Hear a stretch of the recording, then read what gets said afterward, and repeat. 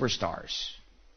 And they might actually lose something, but they'll be okay anyway. It's not going to be a disaster. So there's no problem if we legalize music sharing. But people might say, what about movies? Movies cost so much to make. Don't they need to put chains on us? Well, no, they don't, actually. First of all, more than half of the so-called production cost is actually publicity. If they did less advertising, then they could do with half the money. Now, keep in mind that a lot of the uses of movies are commercial uses, and under this compromised copyright system, those commercial uses would have to pay just as they do now. So I think they'd get half, or maybe even more. And also note that these figures, aside from including publicity, they are padded as a way of keeping the money in the studio for the studio executives instead of paying it out to investors. They're doing creative accounting. And of course, they always would have the possibility, instead of focusing on extremely expensive special effects, they could make movies about interesting and intelligent stories about people doing things with each other. They really could if they were determined to. It's no accident that most of what Hollywood makes is crap. And it's not because they're all incompetent either. It's not incompetence, it's the system that has this result. The system is such that it can only make crap. It won't let anything else be done. So if it disappeared, I wouldn't see that it had been any great loss. Now, I'm not saying we should censor it. I mean, if people want to make crap, I'm not saying they shouldn't be allowed to. But that's not the question. The question is this systematic production of crap so sacred that it justifies taking away our freedom? And I think the answer is no.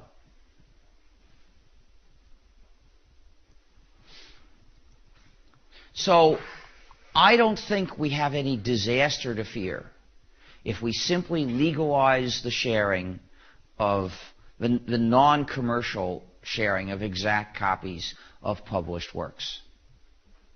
But we might want to do a better job of supporting the arts than the current system. The current system works pretty badly. Maybe we would like one that works well. So I have a couple of proposals for how to do better. One is through a system of taxes. If you tax something related to use of the internet or computers in some way, it doesn't matter what it is, and then you hand out the money to artists of whatever kinds based on their popularity as measured by some kind of polls or surveys, but not in linear proportion.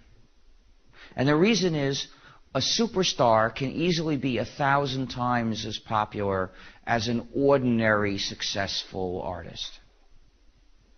But it's not efficient use of our tax money to give the superstar 1,000 times the share that the ordinary successful artist gets. So I suggest using a function that tapers off, so that the superstar will get more, but not 1,000 times more, maybe 10 times more or 5 times more.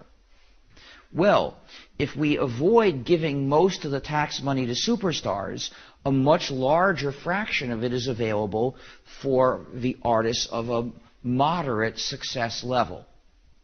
Those who are good but not so tremendously lucky, say. And that means the same amount of tax money can support more of these artists at the level where they don't have to have day jobs. And that is, after all, the point. So I think if we consider, say, music, I think a system like this would be perhaps 100 times more efficient than the current one. The reason is that, from what I've read, the major record companies pay 4% of their revenue to musicians. And of course, most of that goes to superstars. It's really not very much to everybody else. Well, suppose it's another 5% for composers. Well, that's 10%. Well, if we didn't collect the money to keep that company going, if we just needed 10%, that's 10 times more efficient. But then, because of the nonlinearity, we don't need to make the money so much that we make the superstars rich just to get enough for the artists of ordinary success levels. We could do with only a tenth as much, and we'd still do an adequate job of supporting these and those. So that's why I'm estimating maybe 100 times more efficient. If we were willing to have this tax amount to 1/10 of what people spend now on recorded music, we might do 10 times better at supporting artists. Well, this is one proposal. But the other proposal is not based on taxes. It's based on voluntary payments. Imagine that each player has a button you can push to send $1 or €1 or whatever, 8 kroner or 10 kroner or whatever. Something in that approximate range. That is, it's not really tiny, but it's small enough that most of you would not hesitate, because it's small enough you wouldn't miss it. Of course, there are some poor people, even in Europe or the US, who really couldn't afford to send $1. But that's okay. The artists don't need to squeeze blood out of those poor people. There are enough people who are not poor, who can perfectly well afford to push this button every month, or even every week, or maybe even every day. And if this didn't send enough money, then we could encourage people with a friendly, kind public relations campaign. Instead of telling people, you're thieves because you shared with somebody, we could tell them, have you sent $1 to your favorite band this month? Why not? It's such a small amount of money, and don't you love the music? For the case of music, I have an estimate for how much money we need. I read a few years ago that the average American spent about $20 a year for music.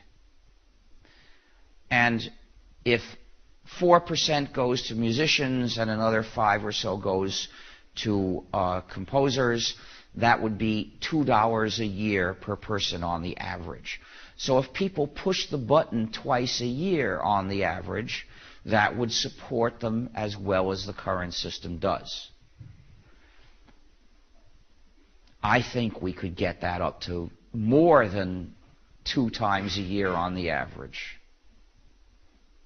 I think this system would work a lot better than the current system. So now I'm done, and it's time for questions.